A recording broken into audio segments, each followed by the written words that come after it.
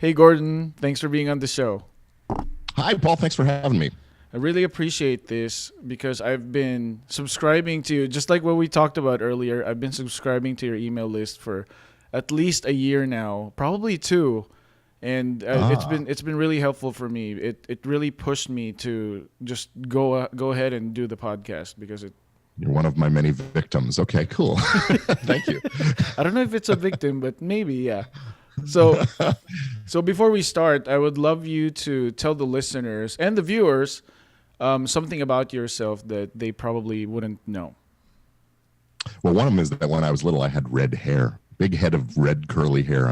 For those that are listening and not seeing, I am a shaved head, bald guy now. And it's interesting. A little funny story about that is I also, I guess the real thing that people probably don't know is that as a kid, I played clarinet and saxophone reasonably well. Well, not badly, but not well. Let's put it that way.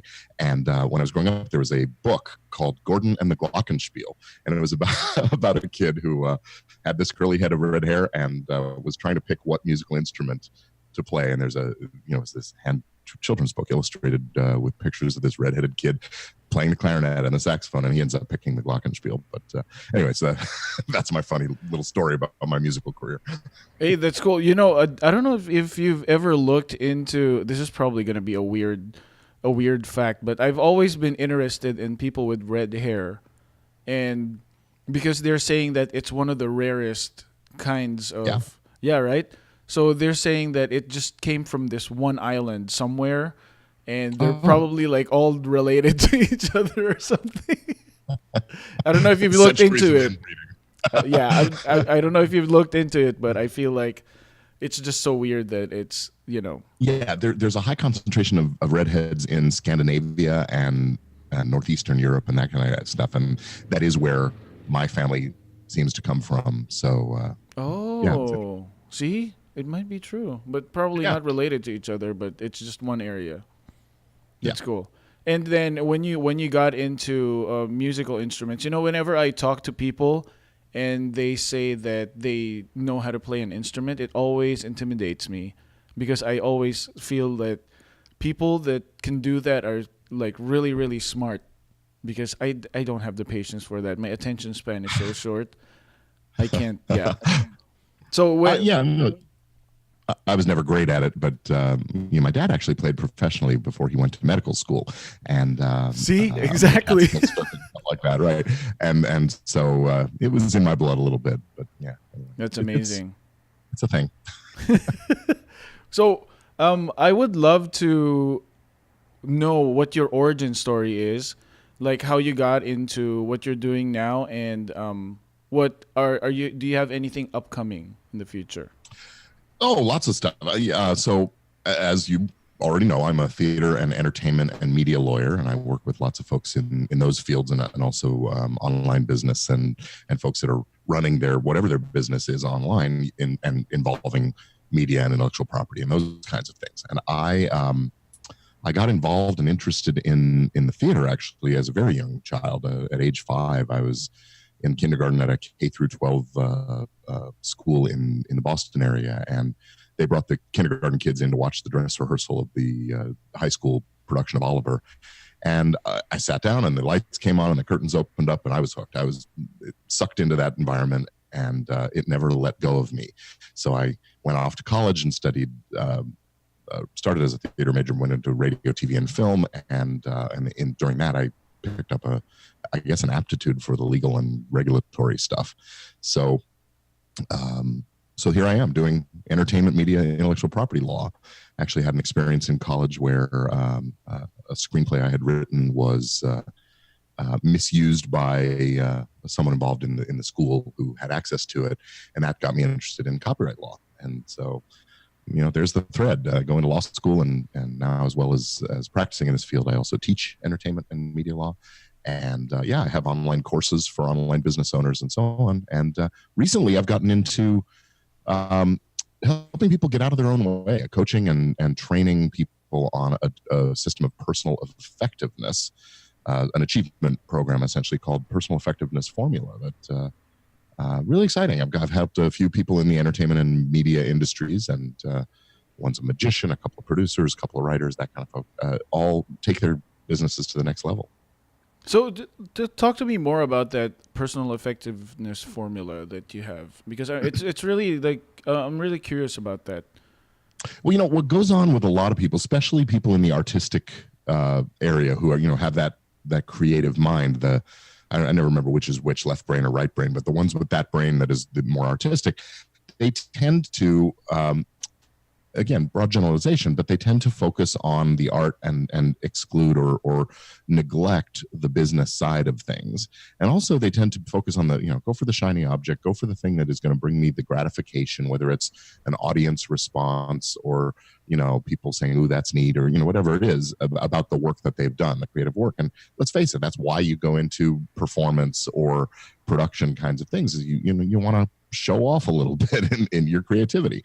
But what happens is people tend to lose focus of the long range goal.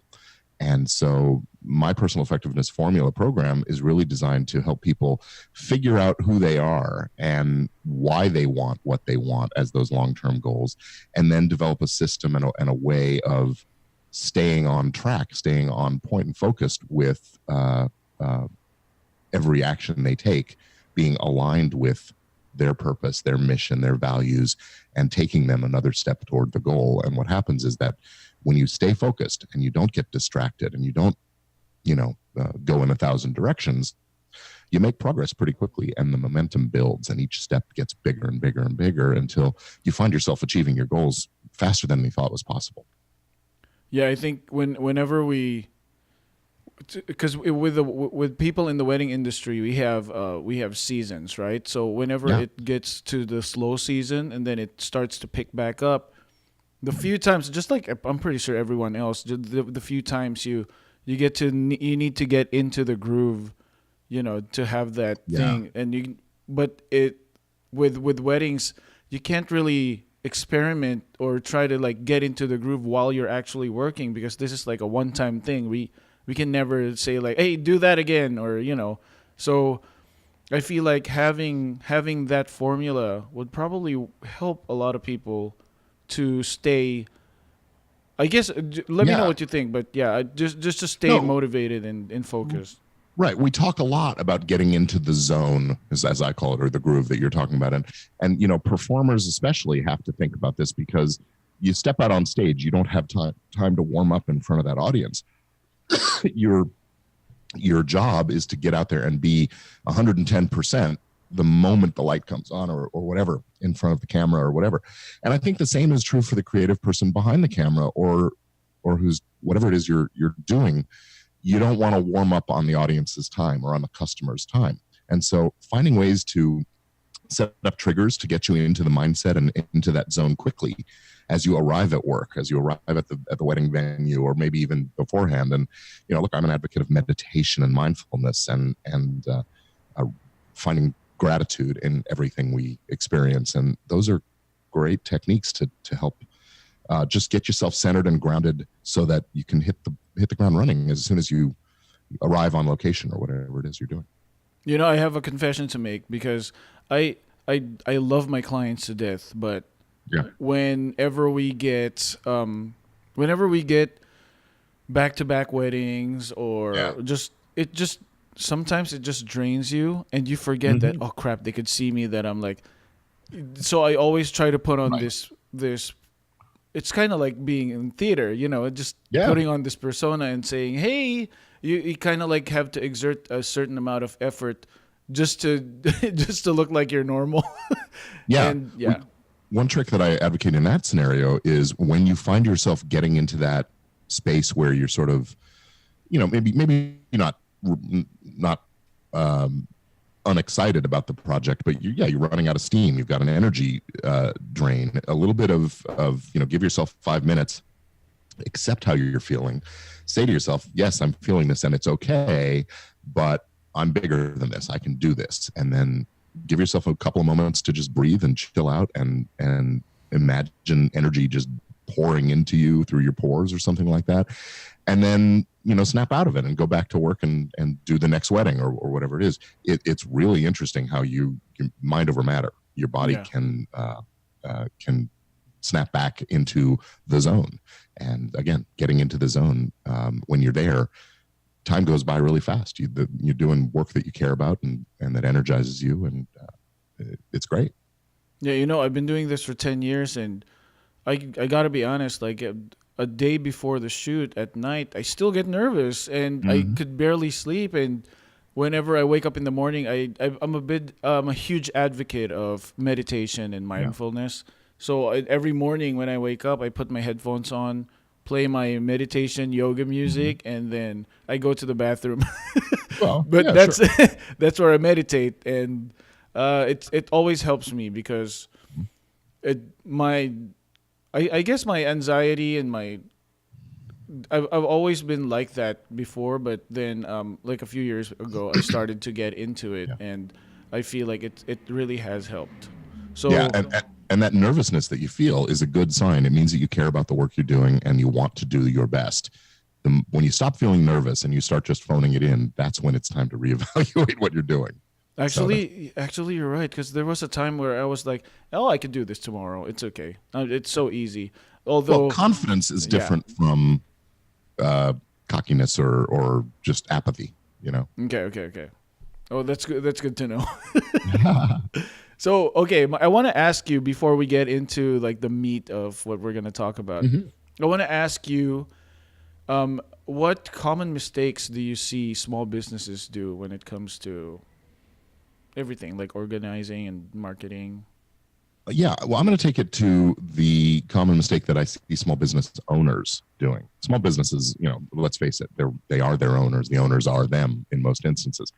The biggest mistake I see is owners working in the business more than on the business. And by that I mean when you're in there slogging away at getting the output, getting the work product done, get it, whatever it is your business does.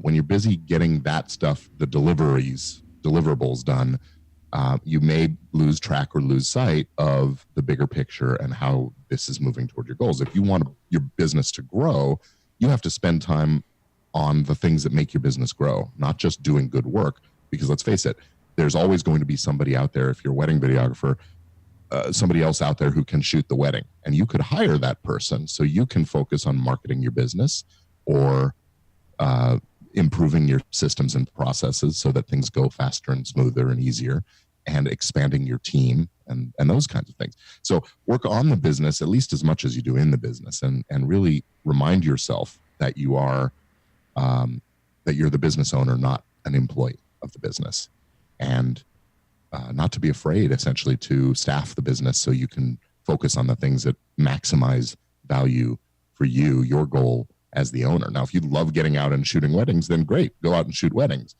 But maybe you hire somebody to handle sales or to handle the back end stuff in the office so you can focus on whatever your sweet spot, your zone of genius is, and get that stuff, get the system streamlined so that it operates almost without you tinkering with it all the time.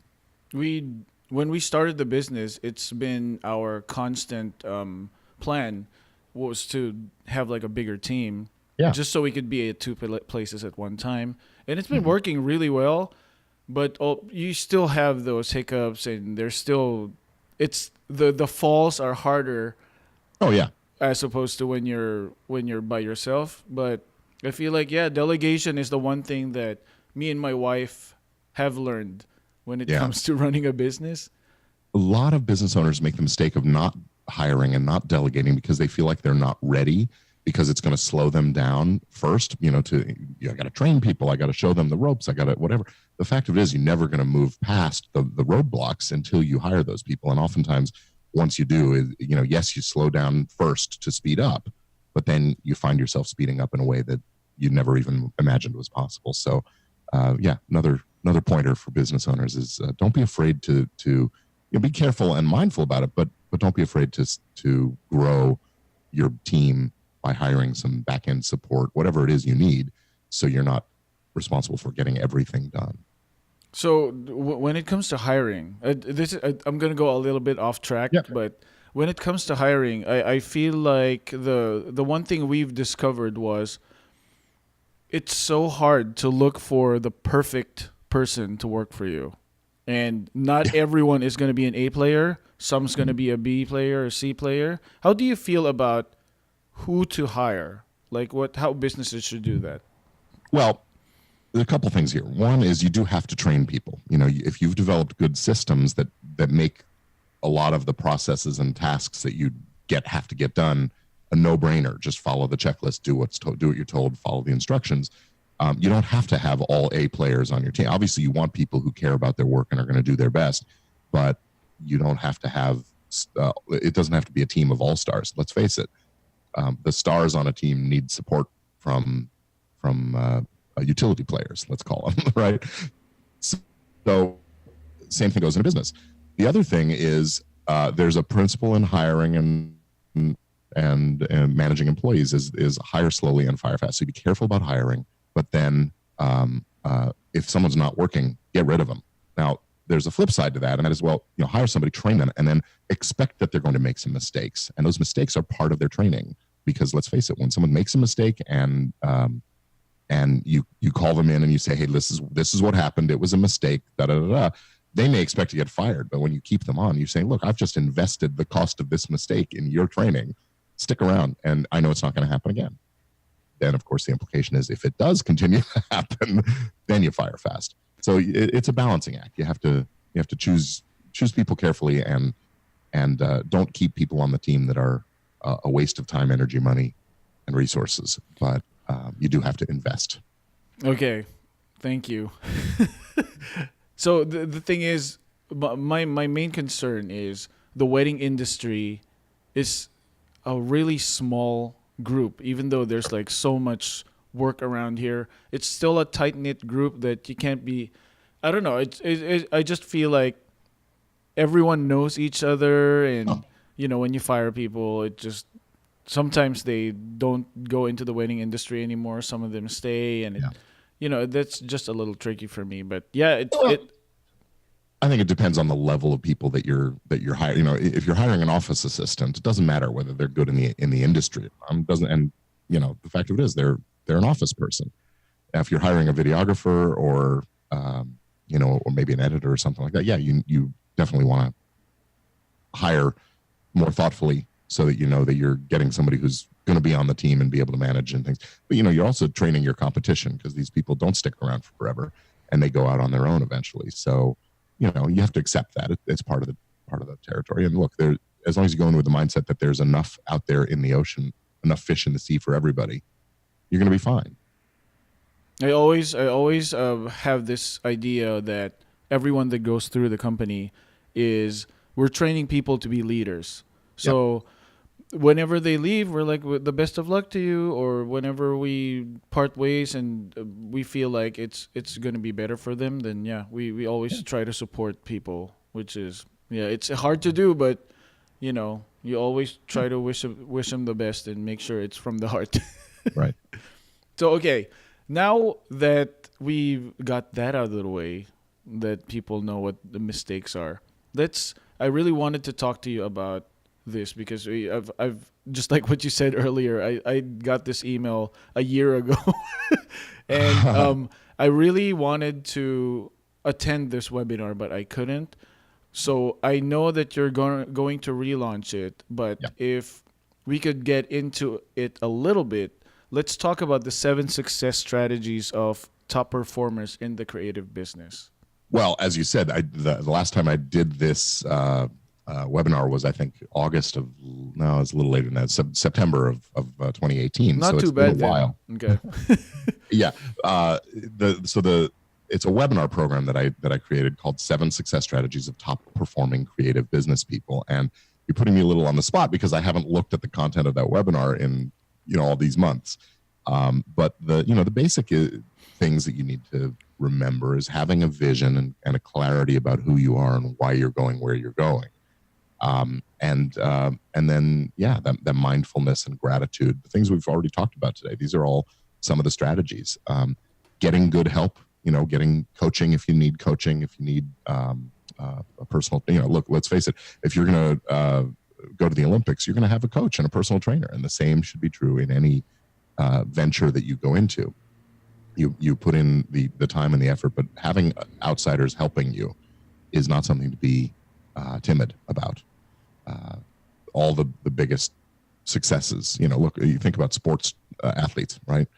The successful ones, they have great coaches that they work with, and they work on it every day. They practice, practice, practice, practice, practice. Those are the kinds of success strategies. And again, I'm not remembering the whole webinar in its order, but those are the kinds of things I advocate. And it's all part of getting to the point where you are operating at peak effectiveness. So now I want to ask you, since ever since social media started to get Sure. into the main, like social media now is the main avenue for advertising. Like the magazines don't work anymore. I Right. feel like that's what it is. It's the magazines don't work anymore. Blogs don't have as much impact if they're not on social media.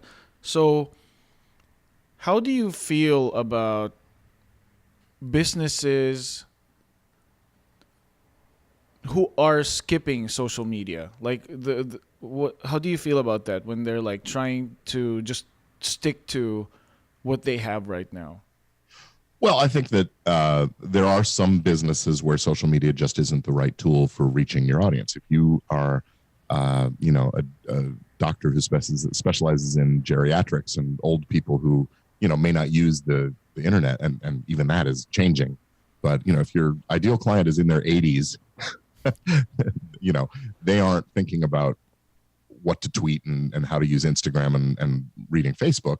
They may still be going to the internet and using blogs and Google searches and seeing ads in other areas. But I think otherwise, if you're looking for a young-ish audience of people, teens through their 30s and 40s at least, I think social media, if you're not using it, you're leaving money on the table. You're missing out on the biggest opportunity. It's like, in previous days, as you said, you'd advertise in magazines and newspapers and yellow pages and those kinds of things. And if you weren't advertising there, then you were leaving money on the table as well. You were not investing in the things you need to do to grow your business. So nowadays, I think,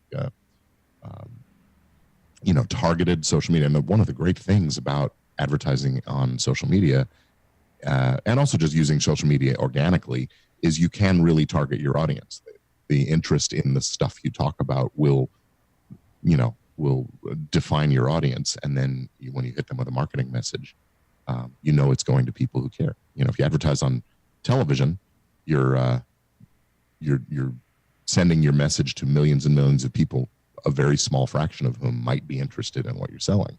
When you're talking to your social media audience of followers and building that following based on giving them good stuff that they're interested in, you're talking about mostly people who care about what you're doing, and it's a different game. So I definitely encourage. Okay. 'Cause I feel like I just realized this, that the hardest part about being in business and getting into social media is there's so many out there, and just it's so hard to stand out. And I don't know if you have any advice for people who would want to stand out. To what should they do to be able to stand out? It's a great question. First of all, I think you definitely have to stand out. And one way to stand out is to be a little controversial, be a little different from everybody else in your market.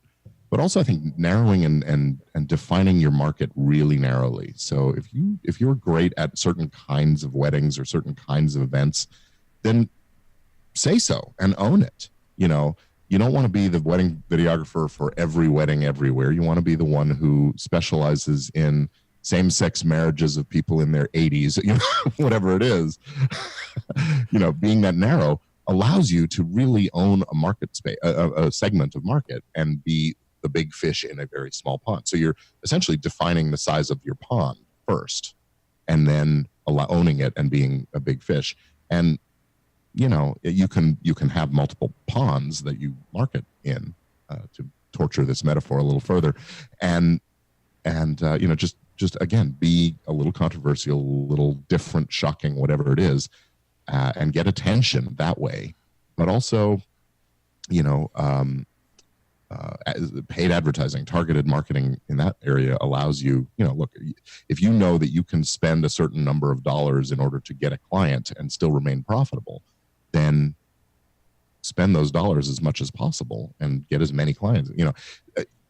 So you can get attention by standing out, or you can get attention by spending, and both of them are viable strategies. As long as you focus, right? Yeah, I think. I mean, right. If when you're advertising, you got to target exactly who you want. Let's face it. If you're in the wedding business, there are two classes of weddings, right? There are first weddings where the people are probably in their 20s mostly, and there are second or later in life weddings where the people are probably in their mid 30s and up. So you can target those two markets separately with different kinds of messages, because let's face it, 18-year-old girl and her 21-year-old boyfriend who's just joined the military, and that may be another thing to think about, is really identifying the demographics of who you want to work with.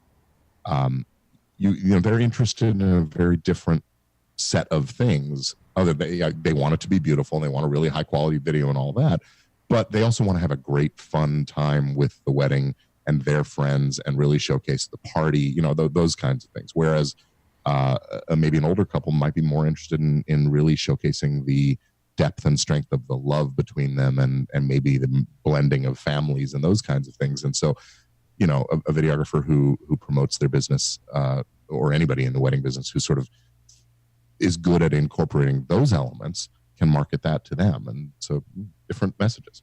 Okay, so you're saying focus on one area, but you could do that separately. Like, I'm sorry. So you're saying focus on one niche, but you could do multiple. Is that what you're saying? Like, you could just make sure the message is different.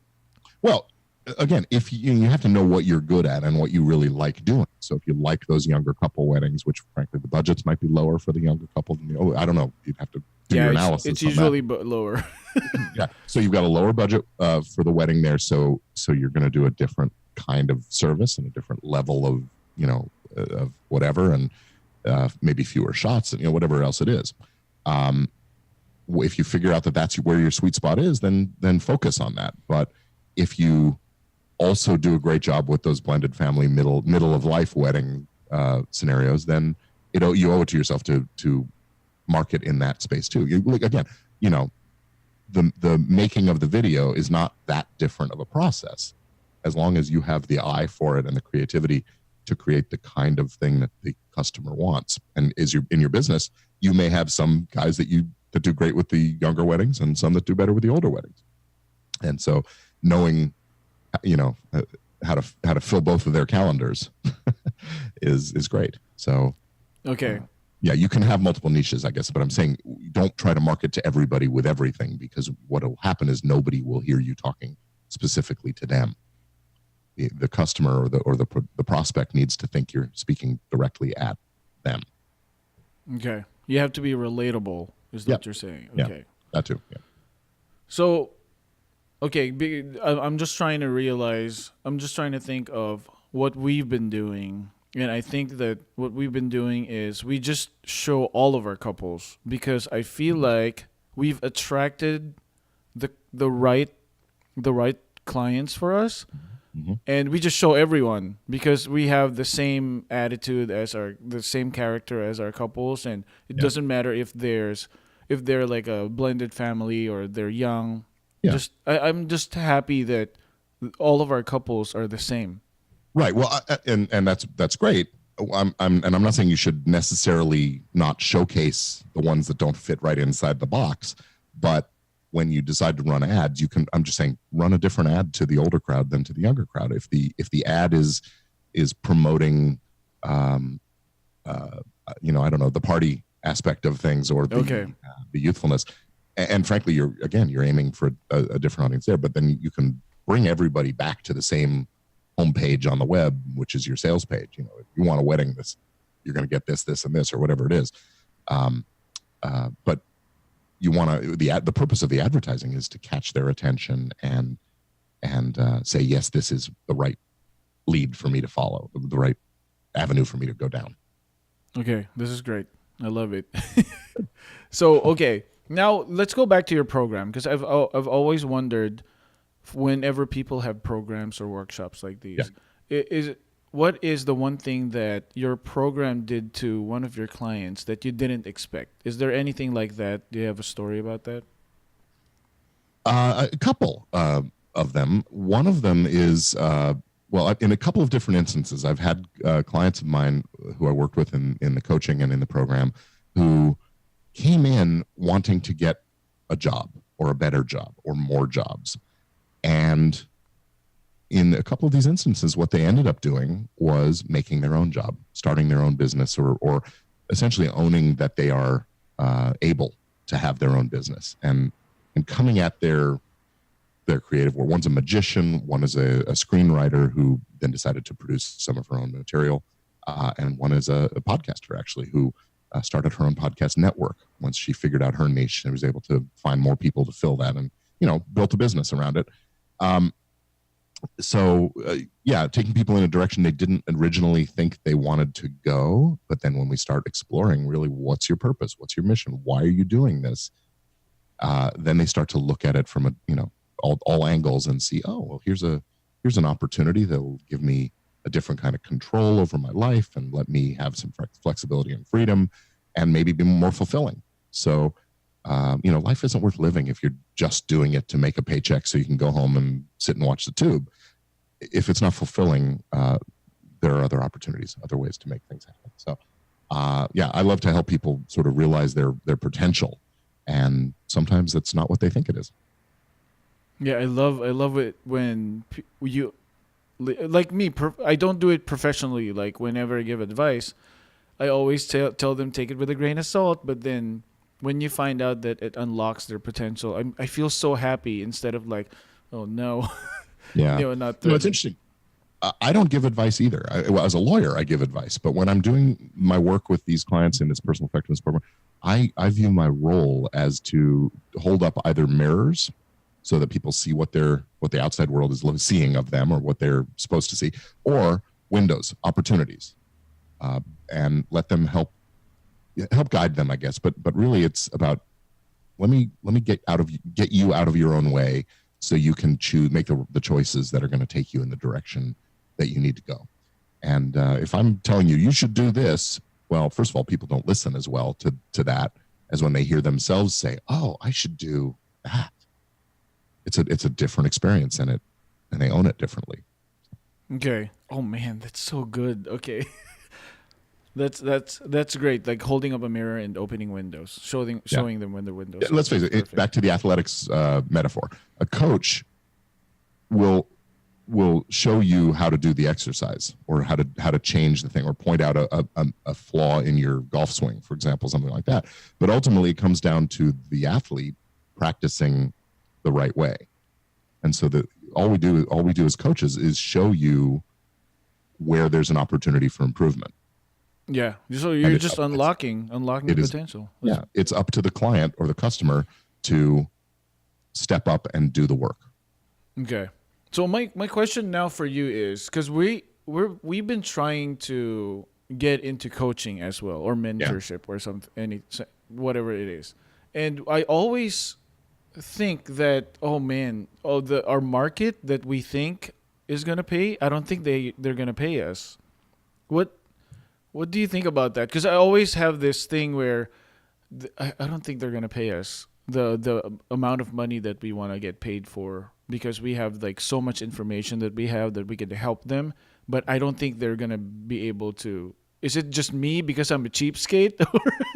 I think what's going on is that you are not yet connected with with the real value and how to communicate that value to the customers. And it may be that the market you have in mind isn't really the right market for, let's face it, not everybody is ready to pay high ticket for something. Just like we said with wedding video. Not everybody wants the $20,000 wedding video package. Some people want the $1,000 wedding video package. They're never going to see the value in the higher ticket item. And so you have to find ways to communicate that value. And also, look, let's face it, aim for the right people who are going to recognize and need or want that value. So but there's also what you're talking about is something I think we called, if I'm hearing you correctly, a little bit of something called imposter syndrome, where it's like, who am I to be teaching this, whatever. That's something that you mainly get over by pushing through it and doing the work and getting the validation or the confirmation when people do buy your thing. So if you're not putting it out there as an offer, then I think you're doing a disservice to the people who need what you have to offer. And so I'd say, give it a shot, pick a price, and a program and a promise. What is it you're going to do for them? What will they get from the program? And stand in it and own the value that you're giving. Would somebody, if I could teach you how to make a slot machine hit the jackpot every time you pull the lever, I'll pay you. Right. I could set the price at $100,000. Yeah. And you would see the value because, 100 pulls later, you're ahead. Yeah. Right. So it's just a matter of, making sure people understand the total value of what you're offering. And you have to understand it first. Yeah. So, because I was listening to a podcast this morning after my meditation, and she was talking about coaching. You should look at coaching or mentorship as like a luxury, because it is a luxury. Like I don't know. So yeah, let me know what you think. Like it is she's saying it's a luxury that not everyone can afford someone to remind them that, hey, you need to do this today or whatever. I understand the principle there. I think that we should look at it as an essential that few people avail themselves of. And once you do, you experience, assuming it's good coaching and you get good value from it, you never want to go back. You never want to stop having coaching because it gets you results. And once you have results, then you can afford it. It's one of those chicken and egg scenarios where sometimes you have to make the investment, even though the return is a ways down the road, because ultimately that return is going to be worthwhile. So as a salesman, as a marketer, you have to be able to convey the value and the opportunity that later return will bring if you make the investment now. Okay, that's great. Oh man. Okay, that makes a lot of sense, because I wish I had when we started out here in Orange County, there's like 3 videographers, and now there's like 15,000 or something. But I wish when I got an iPhone. Yeah.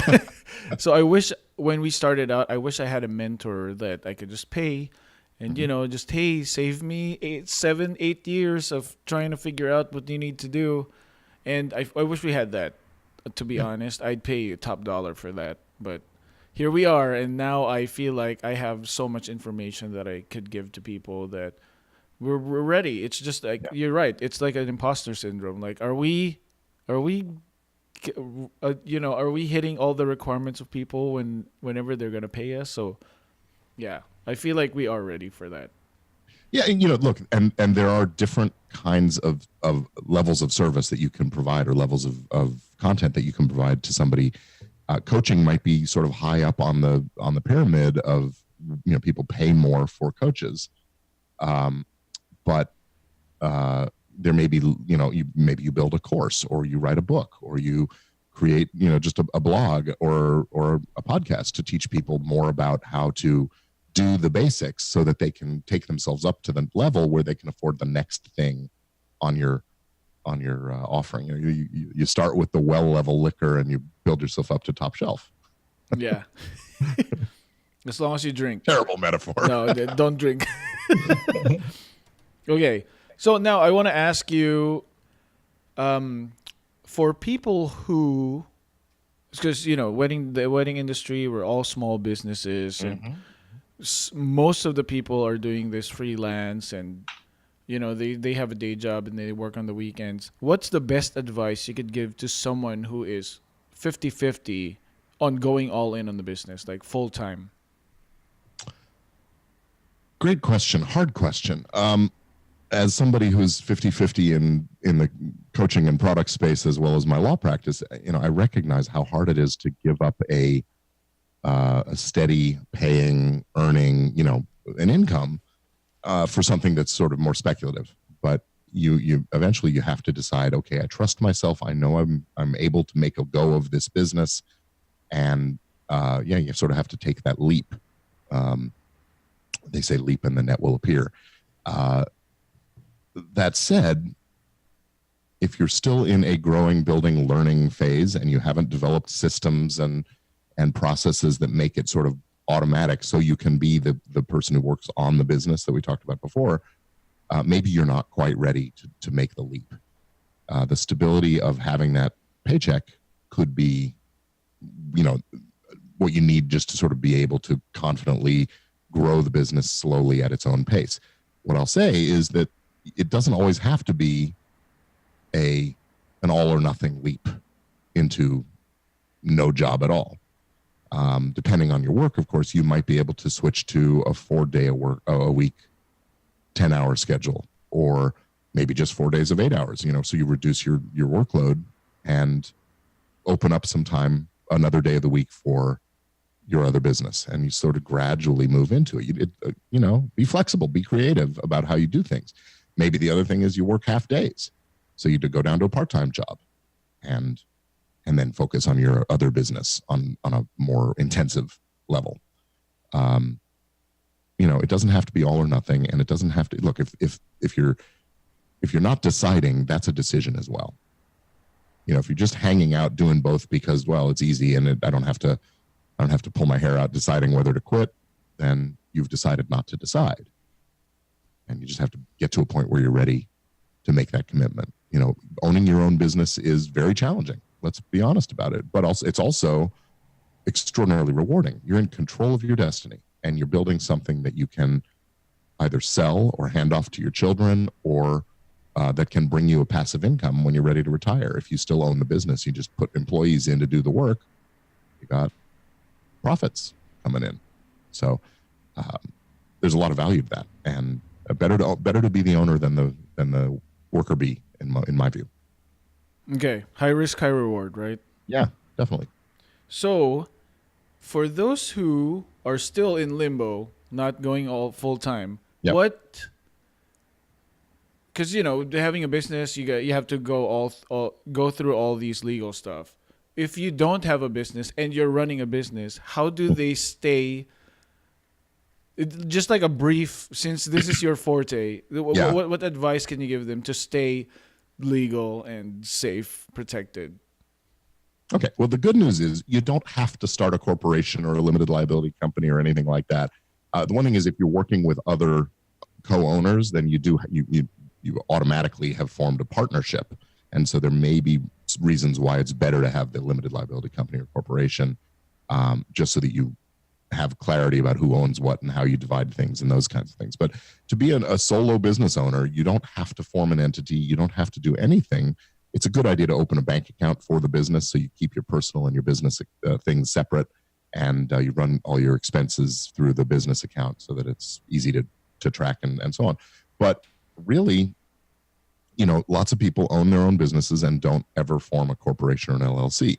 Now, in businesses where you're going out to other people's locations and performing a service and entering into contracts with people and all those kinds of things, there may be good reason why you want to get some insurance, because if you get sued, you don't want your house, your car, your personal assets to be exposed to liability. Now, forming an LLC or a corporation is another way of setting up a barrier or a wall between your personal and your business stuff.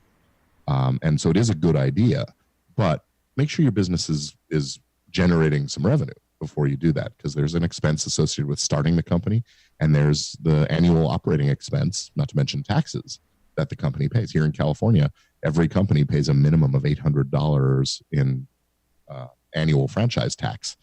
And so if you're not generating a reasonable profit beyond those $800, don't do it yet. You gotta make judgment calls about this. But insurance can substitute for the shield of the LLC, at least for a while. The other advantages to the LLC is you can bring in outside capital if you need an investor. You have a little street credibility with an LLC, and you can manage the capital and ownership and management structure of the business inside the operating agreement or the bylaws of the company. Which, when you're a solo, yeah, it's a little harder to be focused on the business when you don't separate things very much. So, Okay. but the good news is you don't have to do any of it right up front. You can start up and fly by the seat of your pants for a little while. It's not the best advice that you can get, because there is some risk and exposure in the video production business. You have general liability risk. People could trip over your tripod or your cables or your cases that are hidden, whatever, and somebody breaks their nose, and now you've got a problem. But also you have the content related liability. You might use a piece of music that you didn't have permission to, or show a photo, or a I don't know, capture somebody in a moment that they would not be proud to have visible to all their friends and family, and then you get into privacy questions, things like that. So having a game plan and some insurance to protect you when that person makes a claim is another kind of thing that you want to think about. It's called errors and omissions insurance. Okay, that's my fear every day: hitting someone on the head with a tripod and getting sued for music licensing issues. Right. But I'm glad that that was my last question for you, because Oh, I feel like it's just exactly what people need to hear, because I've never thought of asking people that, like, because not everyone's like a full on business, and I love yeah. that the way you answered it. Good. So for now, that was my last question. Any last words for people who are listening and watching right now? One thing I would like to say to anybody who is getting into a business, and let's face it, if you are expecting to be paid for work that you do, that's business, whether you think of it as a business or not. So what I want to say is, get your ducks in a row. Think about it like a business, and at least make some decisions about whether to form a company, whether to get insurance, whether and how to hire employees, and make sure if you're hiring employees, you've got a whole other slate of legal issues that you have to think about. So you want to work with a payroll company and make sure you're doing it by the numbers there as much as possible, and use good contracts. One of the things I hate to hear is someone calls me up on the phone and says, I have a problem. I say, well, what does the contract say? Oh, we didn't have a contract. It was a handshake deal. Oh my gosh. It's a nightmare scenario, right? Yeah. And if you're serious about what you're doing, you use a contract, even if it's just an email that says, here's what I will do, and the payment will be this. Do you agree? When they reply back, you've got a contract. Not the best one, but it'll do the job. So taking a business-like approach to business is something that creative and artist type people have a hard time doing, and it's the most important thing they can do. Taking a business approach to business. That's great. Oh my gosh. So, okay, now I would love it if you tell the listeners and the viewers how they can reach you, and if you have anything coming up right now. Okay, so let me start over. Well, it's Gordon Firemark, FIREMARK.com will take you to my law practice webpage. That's mainly the entertainment and media law end of things. And GordonFiremark.com is where I house everything else that I do. And if you're interested in this 7 strategies of successful creative people webinar, I will be doing that again very shortly, and you can sign up for a waiting list to be notified about that if you head over to GordonFiremark.com/7 success strategies, all one word, 7 success strategies. That'll get you onto the waiting list for the webinar, and I hope you'll join me. The reason why people succeed in life is because they give more than what they take, and you are one of the perfect examples of that. So thank you so much for obliging me for this interview. I'm a huge fan, and the best of luck to you. Thank you, Paul. It's been a lot of fun, and I thank you for the kind words. Appreciate it. Thank you.